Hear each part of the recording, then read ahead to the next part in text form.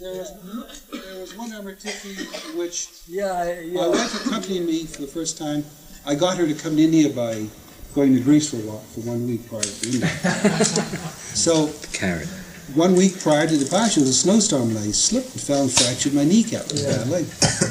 And so I had a cast and crutches, and I missed Amartithi, but I said, the hell with it, we're going anyhow.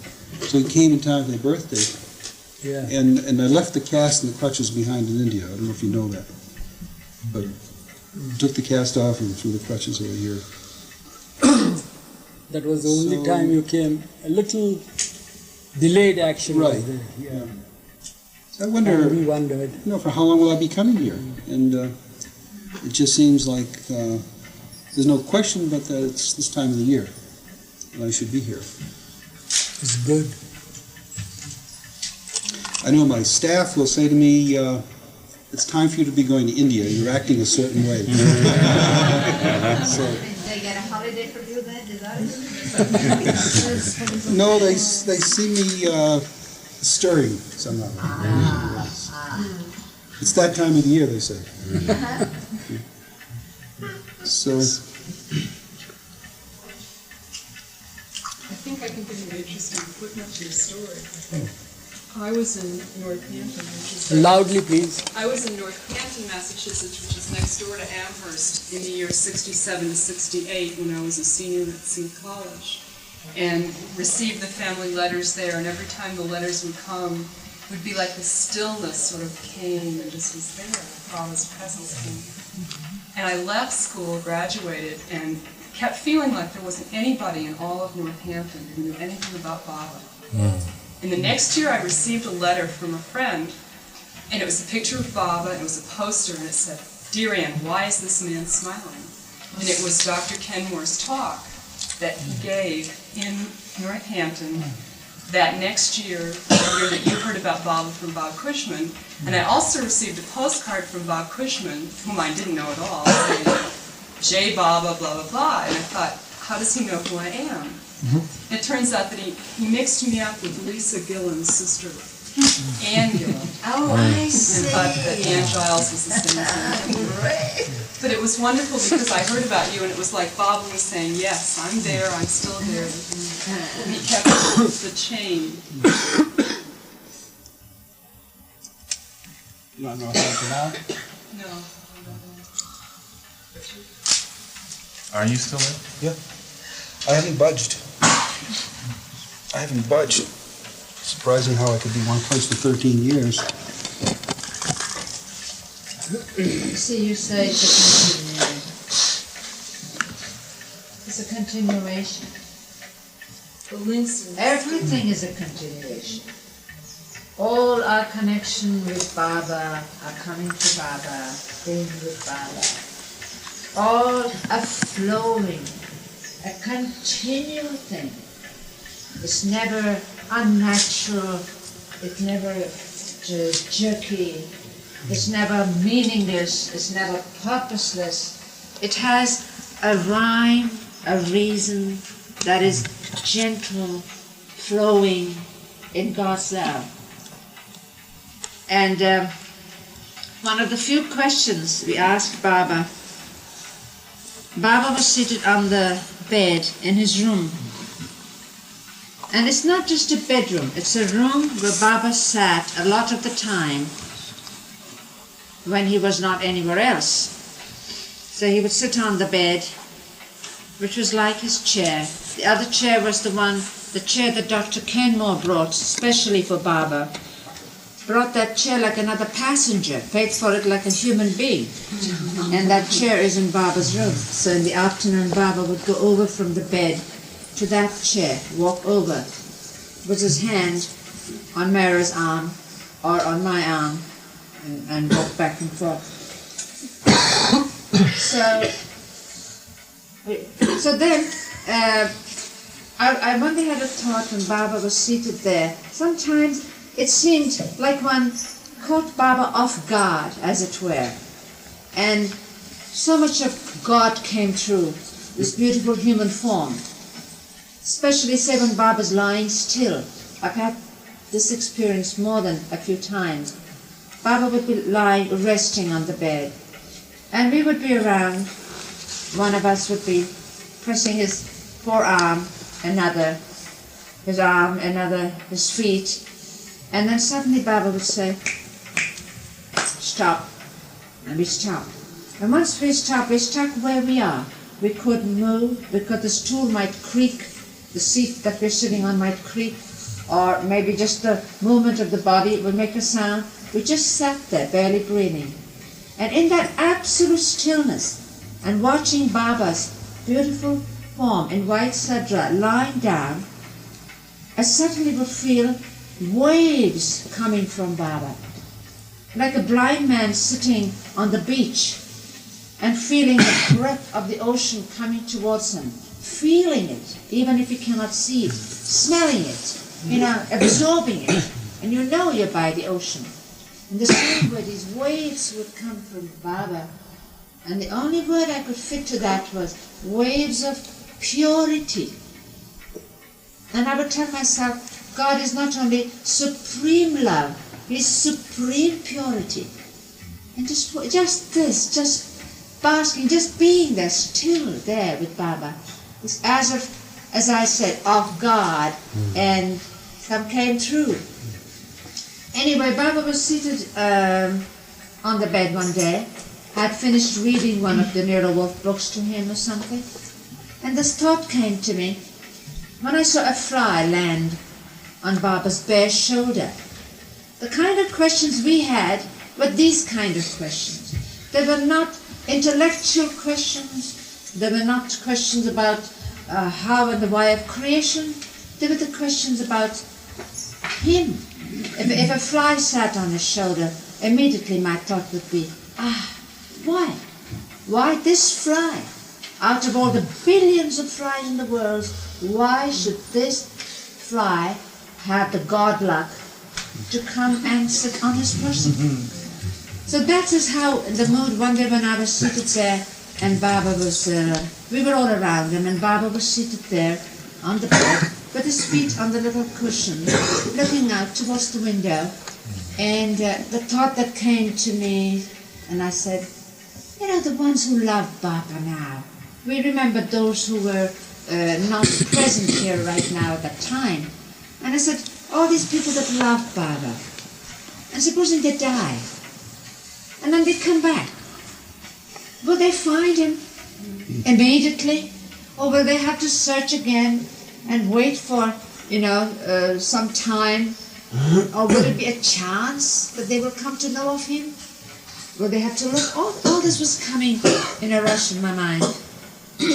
And I asked Baba. Probably Baba looked at me. What are you thinking? I said, Baba, what happens when someone who loves you and that person dies? Then will he find you again? Will it be the same? Or will he have to look for you? Maybe perhaps miss you? And Baba made an expression and a gesture that was so beautiful. Baba first of all assured me by a sort of a very intimate thing. Oh no, this is between me and him. Oh no, it's never that. Baba said, you take on from where you have left off, where you have dropped, you pick it up from where you have dropped it. You take on from where you have left off, loving him, serving him, knowing him, remembering your connection, your relationship with him, your love, that you just continue from where you have left off. And then he said, it's always a going forward, never going backward, never going back, always a going. And that was such a beautiful feeling of eternal continuity. And that makes one realize that even the point at which we are now is not something that has dropped. It's a continuity. It is something that has been going on. It is always a going forward, never a going backward. So where we are up to now is a point from which we have come by going forward. And so this now, the point at which we are, is a very important, very sacred, very precious point. And so we have to preserve this, to take care of it, and to keep it on growing. Instead of wanting to know what is the future, what was your past life, what is held for me in future? No. This is so much. If only we could take it in. But you see, we are so close to the mountain. We cannot see except the grains, the rough grains of the mountain fabric itself. So only when we are far away, then we realize that this is a mountain. So this now means you're very close. History tells you, can see it from a different perspective. The future then makes the present into a history.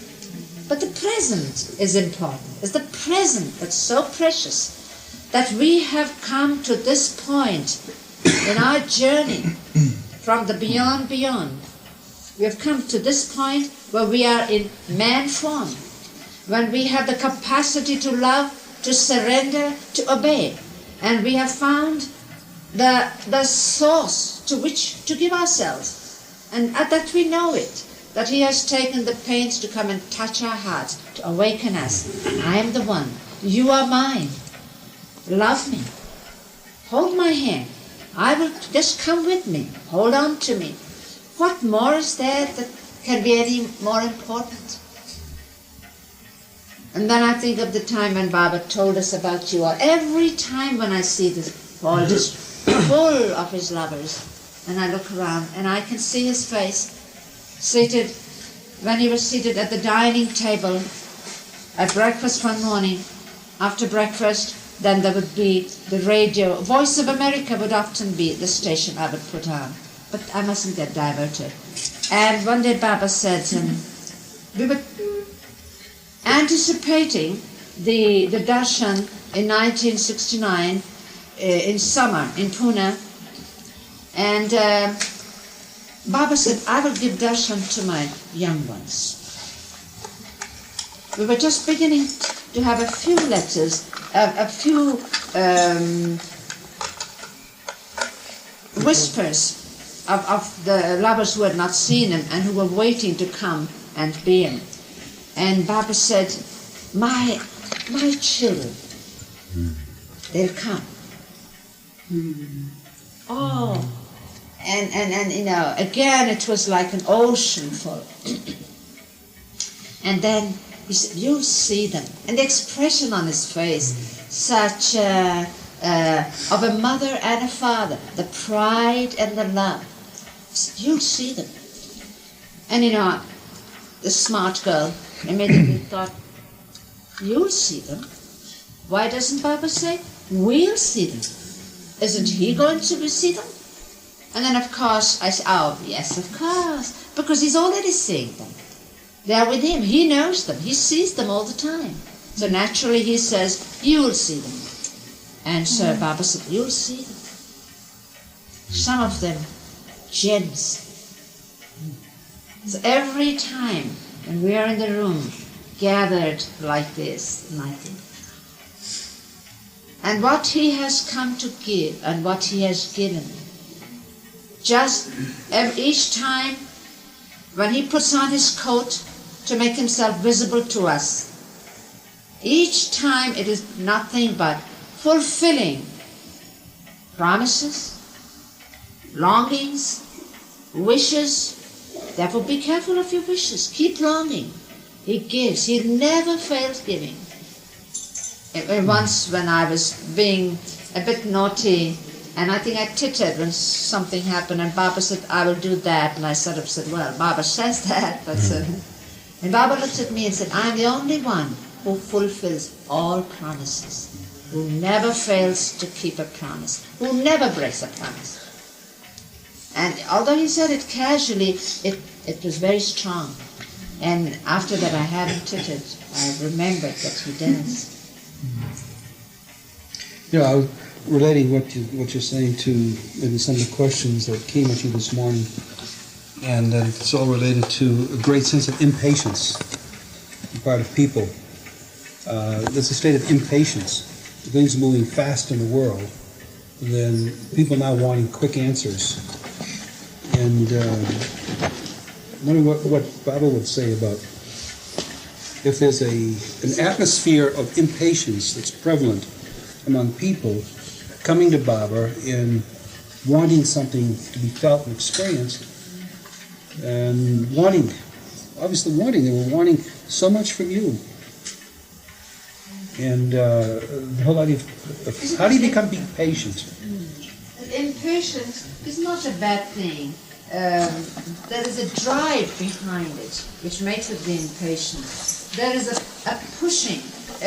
Nowadays, when it gives you a feeling that there is an urgency, that everybody, Baba lovers, non-Baba lovers, wherever you are, as if things were moving faster, snowballing, the wheel is going faster and faster. There's a pushing behind it. And it's very prevalent, this impatience. And of course, with the impatience comes the voicing. We're talking a lot, we're explaining, we're running, we're pushing. And he sits silent, quiet, without saying a word. And he has said, I'm very patient. He said, of all my own advents, in this advent, I'm the most patient. And there again, it's like the opening of a heart. Big, so much patience, that big. So you see, it's all a part of that. We don't always understand. I mean, we don't know the answers to all the things, but this feeling is so much there. Only the other day we were talking, and I said, don't you feel a sort of an urgency, there's a drive, it's much faster, but it's as if we are moving not of our own volition anymore. Like when you're in an absolute crowd, a river of people, even if you want to back, you can't, or to move to the right or left, you just carried on. And he is doing the pushing, as far as we're concerned, and that's enough. I remember the days when there was this impatience in the crowd, when he was physically present. And the impatience would rise to such a pitch, that there would be, apart from pushing, there would be the urge to reach him, to rush to him, and to touch him, to be with him and all that. And there were thousands upon thousands, not just 2,000 or 3,000, but tens of thousands of people. And people could see that it's impossible for each one of us to go and be with him. And he, without abating his efforts or whatever it appeared to us, he would give rows, lines of people are coming to him, and each one is given the personal touch and all that. And men are coming this side, women are coming on this side, with both hands is giving. It's like the shafts, that are blessing each one that comes to him. And then there's the impatience of the crowd that is there. So time and again he will stop, he will stand up and give them comfort. He says, don't be impatient. Each one will have a chance to come to me. I won't leave you all till each one has this chance, opportunity to be with me. That's how he would say it. Well, So it might sound very odd at that time, but now it comes to life, Don't be impatient. Each one will have a chance to be with me. I won't leave you all without giving you the chance to be with me. It's like that. And he would sit there for hours together and do it. Yeah. Eruch, I would wonder if when the avatar is here in the body, then people make contact and they feel the connection. They're less apt to make inquiries. When the avatar is no longer in the form, the people then begin to ask very penetrating questions. Yeah, that's true. And the only reason they're asking penetrating questions is because symbolically is saying, where's Father? Yeah, that's true. Why can't I find him? His presence is so overwhelming that there's no room for questions at that time. But now it's but natural for them to inquire, to find out where is he, what does he do, why is he not seen, is he busy elsewhere, what is he doing? and so forth and so on. It's but natural. But the questions will also change, Jack. Yeah. You see, with this, the next generation will again be very different. They will not need so many questions. They will feel him and know. You see, some of the things Baba has given is for that generation which will already be more prepared. They will need less of explanation. I always like to think of not only, it's contrary to the impatience you talk about, when the time is right. So whenever Baba would be noticed by complete strangers, even when Baba was incognito, those moments stand out very vividly in my mind. For instance, I'll give you an example.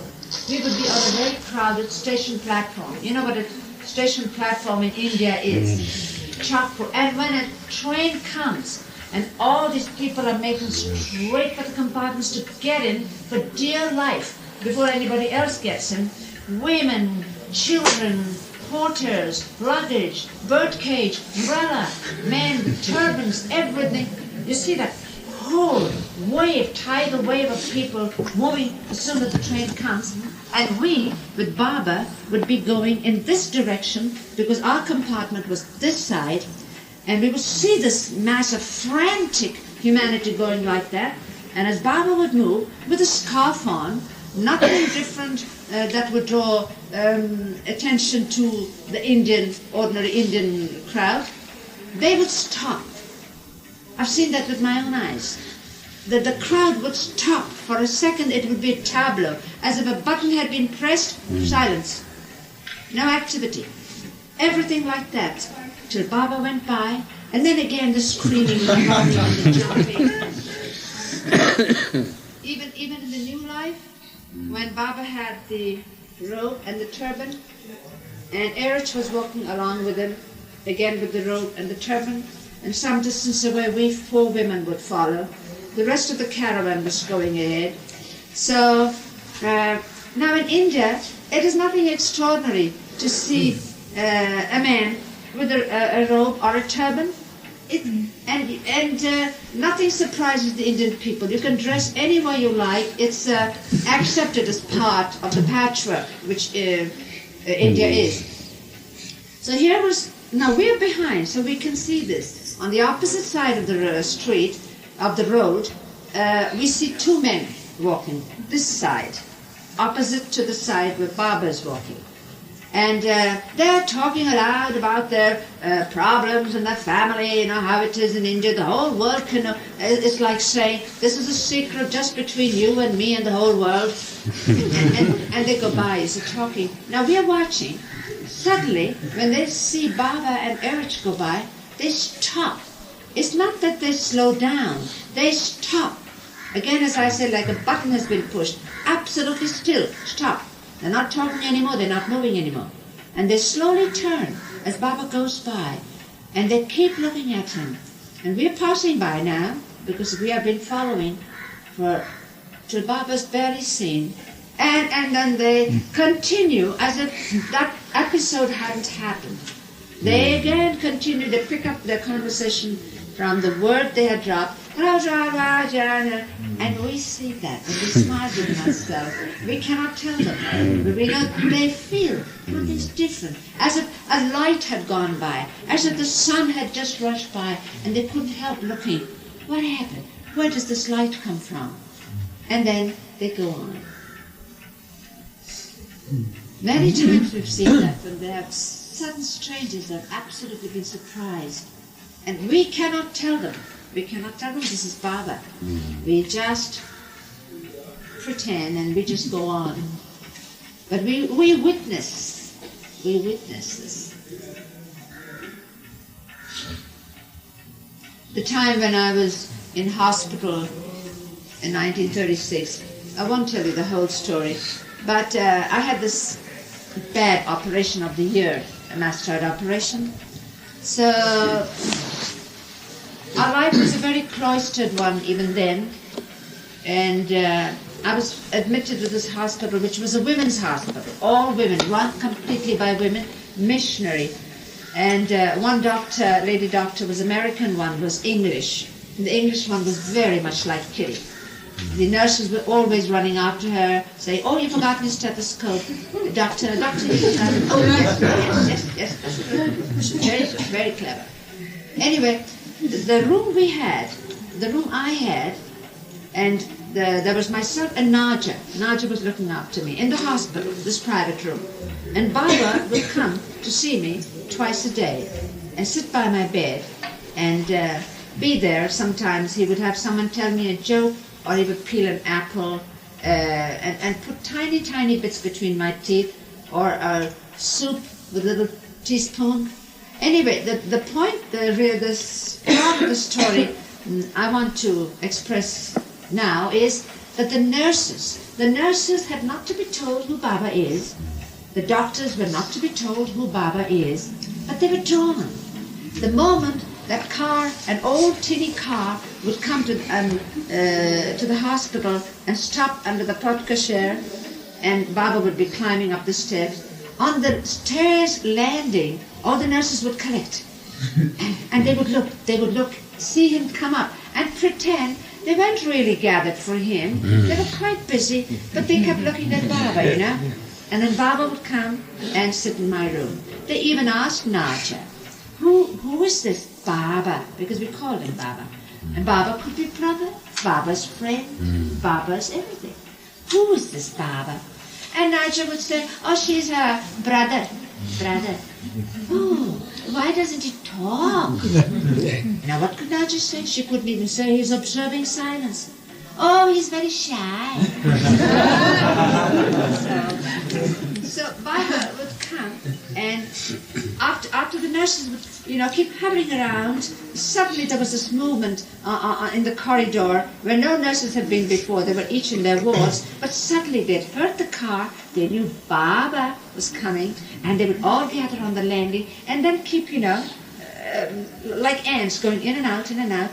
So when Baba was seated by my bed, and Naja was there, a nurse whom I hadn't seen all day would suddenly come in, looking very hard at Baba, and saying, "Is Nurse Rose here?" And asking Naja, but looking at Baba. And Naja saying, "No, Nurse Rose is not here." And then Naja saying in that loud whisper that she has, "She knows darn well Nurse Rose never comes here." A few seconds later, another one comes, looking hard at Baba, long, and saying to Naja, "Did I leave my thermometer here?" "No, you did not leave your thermometer here." And then Naja tells me in that aside, "She never takes her temperature, so how could she leave her thermometer here?" And this goes on. Now there was Nurse Rose was a little nurse, a tiny little thing, who was in charge of the children's ward. A big ward next to my private ward, a little further down the corridor. So as soon as Baba would be seated on the chair, what this Nurse Rose would do, after a couple of visits from Baba, and without her telling who Baba is, what she would do is go to the ward. We could hear her bare feet pattering on the stone corridor, on the veranda. She would go and she would bring the newborn baby of the day, come and look at Baba and hold out the baby. And Baba would look at her and look at the baby, put up his hands and take the baby, put it on his lap, and without a sound or a word, talk to it. Sort of, "What do you know?" Is that, and moving his little finger, putting a finger on his cheek like a dimple, smiling at it, sort of talking to it without, of course, making a sound. Then he would take that child and give it to the nurse, and she would go back, put it back, put it back, put it back, put it back. A few seconds later, put it back, put it back, put it back. Another baby, another baby. And one day, we couldn't believe it. Naja and I counted 12. And there was even some premature ones. And I said, "This will go on and on and on." My goodness, will this ever end? We were impatient. But Baba, never once did he show impatience. Not once did he shower less love on any one child than on another. holy. He gave holy to each little baby. Each little tut that was put in his hand. Each time he welcomed that little baby. He poured so much love. He smiled just as much at the 12th one as he did with the first one. But we were by that time impatient. Oh my goodness, hope this ends soon. This is going to go on and on and on. And then Baba would give that away. That patience in giving, that love. Oh, Baba had plenty. Maybe I could recognize some of the babies.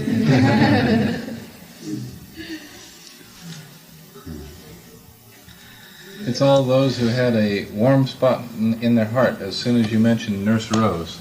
And then they would say, when Baba stopped coming later, twice a day, he'd only come once because after 2 weeks I was much better. And they didn't know Baba wasn't coming in the morning. So the nurses would all gather there and find that he hadn't come.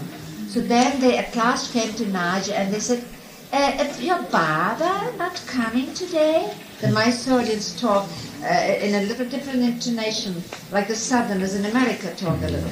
Your Baba is not coming today? And Naja said, no, he doesn't come in the morning. Oh, we like it so much when your Baba is here. And Naja and I just would look at each other, dying to tell them about Baba, just bursting at the seams. But, no, mustn't tell.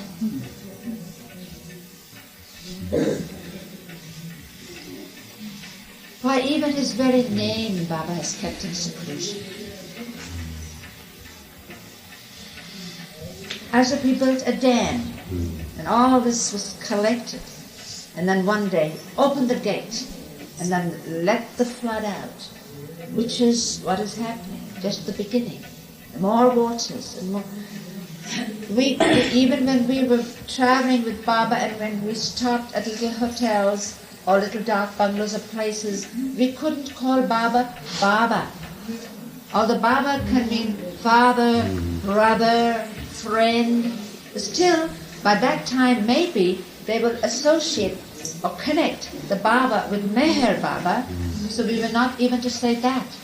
So Norina, Princess Machabali, she would, Italian, she would call Baba Babuli, so that nobody would know what it meant. And Nadine Tolstoy, she would call Baba Babushka, Russian. But we never would say Baba. In fact, sometimes if it slipped out, we would just be horrified. Baba, who said Baba? Who said that? Then came the time when Baba released his name, the gift of his name, and said, give it out.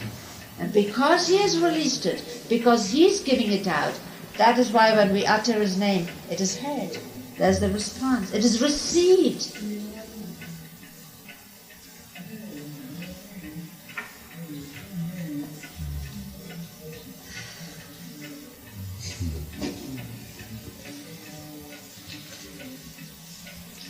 So now let us hear from you. I like it. The names. This is the new song that you have created. What is that? It has some good music. Are you listening? It's a new one. We'll be at Meherabad tomorrow morning, Mehera and all of us. It's the day when Baba's body was covered in church. And another thing is the pronouncement is that we have heard and feel very happy and very proud of the volunteers who worked and helped at the Amartiti time. And Pat was in charge of the volunteers. She said we had much fewer volunteers this time. But she said, oh, Mani, you have no idea how wonderful they were. They worked so hard and so harmoniously all the time, helping each other and giving. And as I said, not that the volunteers would have wanted to be down there. They would have much rather wanted to be up at the tomb or where all this was going on. But when you did things that you knew that he would want and not what you would want, that would always make Baba happy. Those are the flowers that have the fragrance. These are the little offerings that always reach him. And when we heard all that, I was very, very happy and proud. And I want you to know, whoever's here who've been volunteers, please note. I suddenly remembered because I saw Dr. Ann tomorrow, and Pat had mentioned her especially too. And isn't my little ducky, you flapped your wings enough? Did you? She lost 10 pounds in 3 days. You lost 10? There is never a wait a minute, I'll be volunteer next time. I must lose 10 pounds. How did you do it? Welcome to the 10th.